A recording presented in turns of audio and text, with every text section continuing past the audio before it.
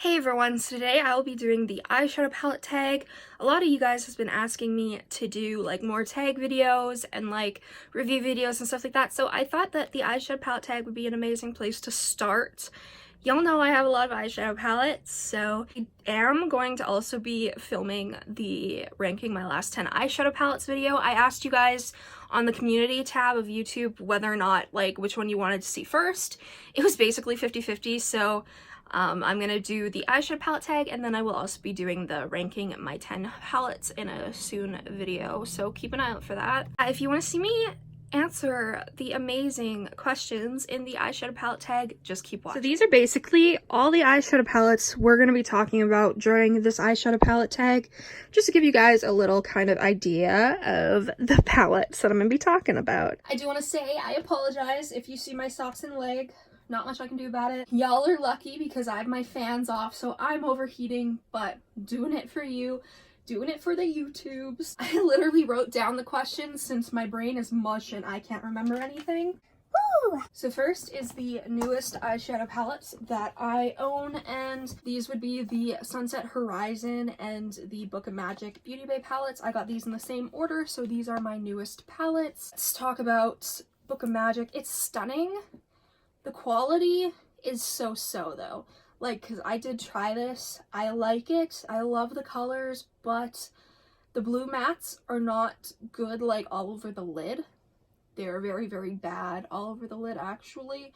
They're fine if you like blend them in the crease and then like say you do a cut crease or something, but I don't know, they just don't want to stick to the lid no matter what type of like primer or anything I use.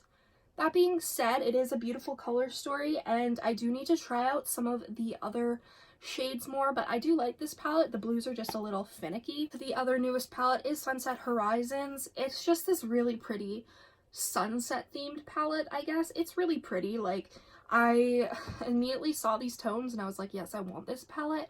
I really do like the tones. Some of the shades, I did do like a first impression swatch video, which I will link for both videos in the cards and in the description. This palette's good. It's kind of like the same thing as the other palette. It comes with a mirror.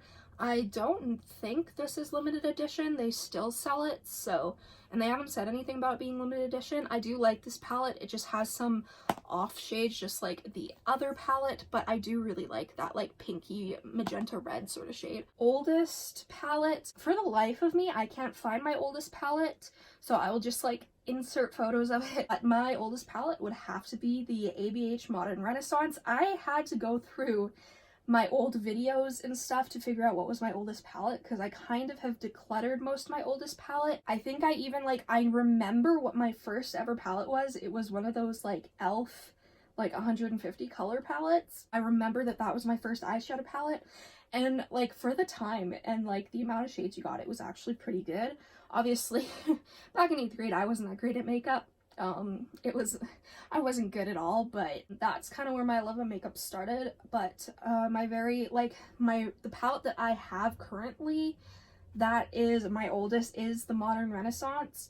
I used that a lot when I was in high school before I got into like constant bright looks. Looking at me today, you may be like, this girl used to do natural looks, because I always do bright looks. But yeah, in high school I would always do, like every so often I do a bright look, but usually it would be like a natural look. I don't know where my Modern Renaissance palette is, like it's not where it's supposed to be, so I don't know if I just kind of put it somewhere and forgot about it, but I do own it still, so that's my oldest palette. As for most expensive palette, we have the Huda Mercury Retrograde palette. This is definitely my most expensive palette. I believe it retails for 88 Canadian dollars plus tax, so it's expensive. I kind of thought that the Melt Cosmetics like full-size palettes like these were the most expensive, but then I thought about this one and I was like, no, this is definitely my most expensive. I don't like, this palette's beautiful. For one, the packaging is just stunning, but the inside is really good. Like looking at it, you wouldn't think that this is a palette that I would use because of, you know, the fact that it's more neutral, but it's not. There are natural shades in this, but like that is much more of a lavender. Like these shades are just so gorgeous and good, and I was even thinking about decluttering this because I've used it once since I got it, and I was like, well, no, I should like look at videos and stuff, and I watched an eye swatch video of this palette and I was like, oh my god, those are what the shades look like. No wonder I kept this palette. It's stunning. I did use it today. Love it. I used that shade all over the lid and it was fantastic. I loved it so much. This is expensive. Huda Beauty is expensive. The quality is usually good in my opinion. This palette is all good, so if the color story and quality is good, I'm okay with spending a little bit more. Most affordable, I would say it's probably between e.l.f. and Wet n Wild. They just have so many affordable palettes. Wet n Wild has really good formula for the price, and I've really had no issues with them. This is just the Pac-Man palette, which was limited edition. It was just like, it's like the only Wet n Wild palette I own anymore because I found Modern Renaissance. Wet n Wild has some really good formulas. Same with e.l.f. I would say for the most part, e.l.f. is the cheapest, but it depends on like if you get a collab palette or not, or if you get one of their bigger palettes. It's still relatively affordable, plus shipping to Canada is pretty cheap, so that's also why I would say it's the most affordable. I mean, obviously too, there's like ColourPop. ColourPop's always affordable. Usually some of their bigger palettes get a little bit pricey. For the everyday palette, honestly I'm gonna have to go with the Nikkietutorials and Beautybay palette. Now I know this palette is hit or miss for most people. Some people hate it, some people love it. I'm one of the people who love it, and for me, like, if you're new here, I do bright looks. I don't really do like normal natural looks very often, but like this for me is an everyday palette because it has brights, but then it also has like, if I wanted for some reason to use browns or like more natural shades, I could go with that. But even the natural like shimmers and stuff are not super natural. Super natural. I make myself laugh. This is definitely like an everyday palette for me. This is probably my favorite palette of 2020. Spoiler alert. So I really like this palette. Most colorful, I want to do something that was like affordable and there was high end. So for affordable, most colorful, I would say the She's and Rainbows palette from ColourPop. I think it comes in a different magnetic palette, but this is what it looks like. You get like literally all the colors of the rainbow. It's just such a good palette. The quality is amazing and it's affordable. So for like an overall like all color sort of thing, I think that's good. And then for a more higher end, I would say the Bperfect Carnival 3 Love Tahiti palette. I love this palette. I've only used it a few times, but I love how you have so many variety of colors in this palette. I do want to get the Carnival XL Pro palette because I've seen people do some beautiful looks with that, and I know that some shades are similar, but I still want to get that palette. The only reason I haven't is because I'm waiting for it to go on sale because I know I'm not going to use any of the highlighters or like the natural rose, so that's kind of why I'm waiting on it. But this palette's stunning and I definitely think it gives you a good variety. I mean, you have green, you have a little bit of blue, you have reds, oranges, you have some like natural shades, and then you have purples and pinks. So I definitely think this is a very good like higher end sort of colorful palette. The smallest eyeshadow palette would have to be the Juvia's Place 6-pan palettes. I mean, the eyeshadows themselves aren't small, but like any 6-pan palette would probably be the smallest palette I have. Because, yeah, I think everything else, I have more eyeshadows, so I would say the Juvia's Place ones are the smallest ones I have. I own a lot of these. I actually really like the quality and the formulas. I have no qualm with these little palettes. I like them. I mean, yeah, I would like a little mirror, but these are very affordable, so I can't complain too much. For the biggest eyeshadow palette, it's the Bperfect Carnival 3 Love Tahiti. Lots of these palettes are going to be brought up more than once. This is definitely the biggest eyeshadow palette I have. It's huge.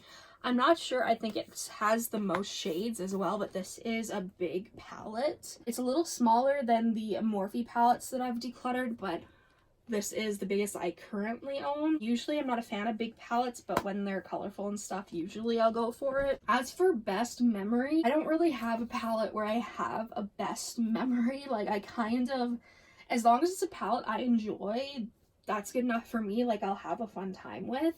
I guess maybe the Nikkietutorials palette, because this is what the palette that started off on me doing more like unique makeup, because usually I would literally just do a blended look and be done.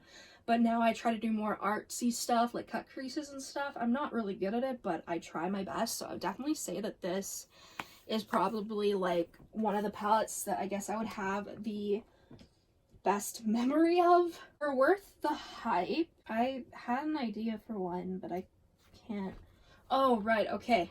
So I have two that are worth the hype. So first, any of the BH Cosmetics Sweet Shop palettes, which I know most are sold out and they aren't being restocked, but if you can get your hands on any of these, the quality is amazing for the price especially. BH like hit the mark so well with these palettes. I own like every single one except for the blue one, I think, because I just love these so much. I'm so happy. Like, they are like incredibly like pigmented, they're fun, the mattes are amazing. Overall, like really good collection. And then honestly, most Melt Cosmetics palette are definitely worth the hype. I know a lot of people like aren't like big Melt people, and I'm like, what?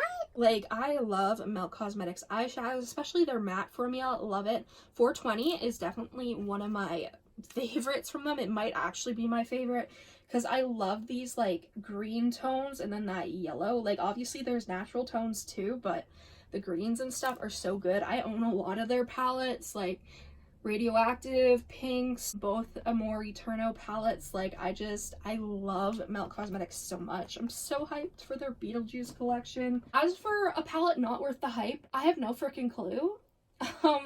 Like, thinking about this, I'm like, I don't have a palette, I don't think, that was hyped up that I haven't liked.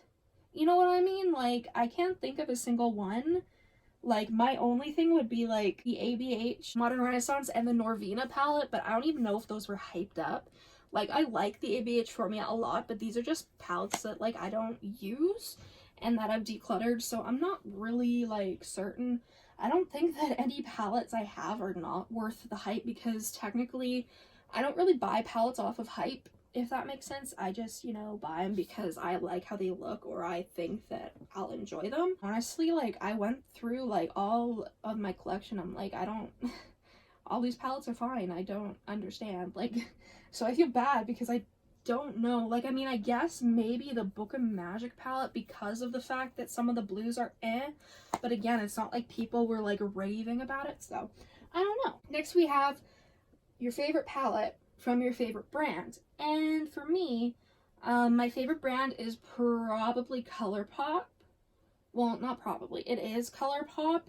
So I was like going through all my ColourPop palettes and I was like, like what would be my favorite? And honestly, purple is my favorite color, so I would say Lilac You Lot is going to be my favorite palette. It just has beautiful lilac and purple tones and it's just so absolutely stunning.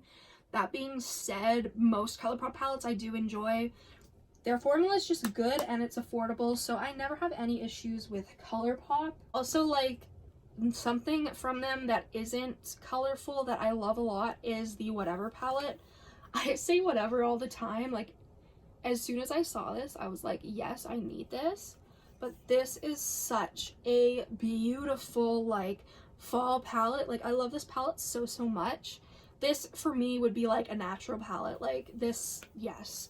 So this is another ColourPop palette that is my favorite. Like, so you have a bright option and you have a more natural option. Lastly, we have my most used palette. I'm not even sure, like, because I'm only now just going through my collection and trying to use palettes I haven't used in a long time. But out of all of my eyeshadow palettes, I think I've used the Nikkietutorial palette the most recently anyways. It's just a palette that I love so much, and it has like such a unique color story and I really like the quality of it. The only shade I've ever had any somewhat issue with was Amsterdam, blending it out, but even then it still worked okay. So this is definitely like my most used palette currently, but overall, like, in like my entire makeup life, I would say Modern Renaissance probably, just because of how much I used it in like high school. That's the only palette where I've hit pan on stuff, but to be honest, I'd never reached for it now, so I'd definitely say the Nikkietutorials palette would have to be my like most used palette. So that is my eyeshadow palette tag. Let me know what your favorite eyeshadow palette is right now, because y'all know I love to know what your guys' favorite stuff is. Make sure if you enjoyed this video to subscribe, comment down below any videos you'd like to see me do, Go follow my Instagram, Makeup by TashaXO, and I'll see you in the next video. Bye.